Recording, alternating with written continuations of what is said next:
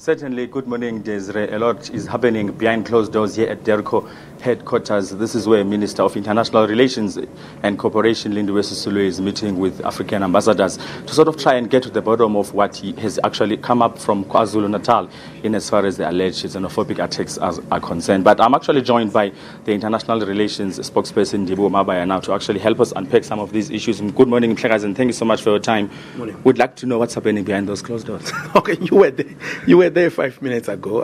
The Minister of Police is there. The Minister of International Relations is there. All the African ambassadors are here. We also invited the ambassador from Pakistan, Bangladesh, and India. The Minister of Police brought the National Commissioner and a number of other generals. So this is a very serious meeting. But the reason we called this meeting is so that we can deal with the facts. We can be able to share with the ambassadors what our preliminary investigation, but most importantly, so that the ambassadors can also express themselves on how they think we can deal what is taking place now. So the police are there, they are engaging with the ambassadors, and we are hoping that from this and going forward, we could be able to find solution to some of these challenges on how we can build relations with community leaders, teachers, principals, and pastors to protect foreign nationals when they are attacked. But the police will be able to deal with the facts of what has happened in KZN and how they are dealing with it. And then, as far as South Africa is concerned, discussing with, of course, Minister Lindiwe Sisulu as well is included, what are you guys bringing to the fore that you think might sort of help for us to see these alleged xenophobic attacks being a thing of the past?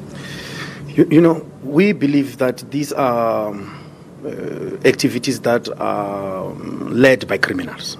They are criminals who are mobilizing other criminals to engage in these criminal activities. We must not mince our words about that.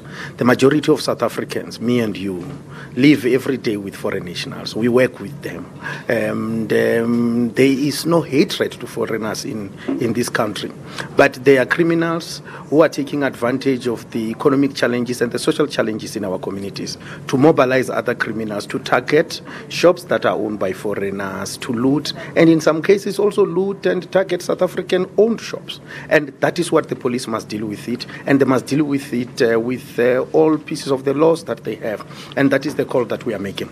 On an international front, I'm sure these reports that continue to emerge from the country do come as a concern for DERCO. Really something needs to be done. Yeah, no, they do. We have also noted that there have also been a number of fake videos. There have also been videos from other countries being circulated as videos from South Africa.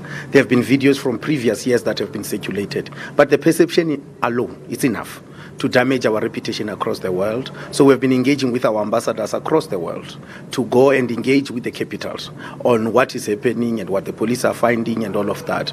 But I can tell you, a lot of South Africans are standing up this morning to say this is not being done in our names. And we want more and more South Africans to stand up and show their commitment to say this cannot be done. But also we must also listen to the police when they give us the facts on the root cause of all of this and what can be done and what cannot be done. There are a number of things that are happening, and that is why we have got a meeting with the police so that we can get clarity from the investigators, so that our next step of action must be guided by what the police say and all other law I must also say that the Defence Force is also here. The Secretary of Defence is here as well. So the whole of NetJoints has been convened here to brief the ambassadors from Africa. That is how serious we take this, and we are hoping from here they will go back and brief their own capitals on what the South African government is doing to deal with the situation that is there. Lindiwe Sisulu, thank you so much for your time. Thank you very much. There you have it. Lindiwe Sisulu that speaks for DERCO. He says a lot is happening behind those closed doors I was talking about earlier on, and of course seeking to find solutions to the scourge of these continuing alleged xenophobic attacks throughout the country. Something that, of course, he also says that concerns the country and as far as the international image is concerned. We wait to hear what will be the outcomes of that meeting in a jiffy. I'm sure SABC News will bring you that live. For now, Desiree, it's back to you in Auckland Park. Totally agree with you, Abongile. A lot of interest in that story, and we'll await to see the development. But let's ask you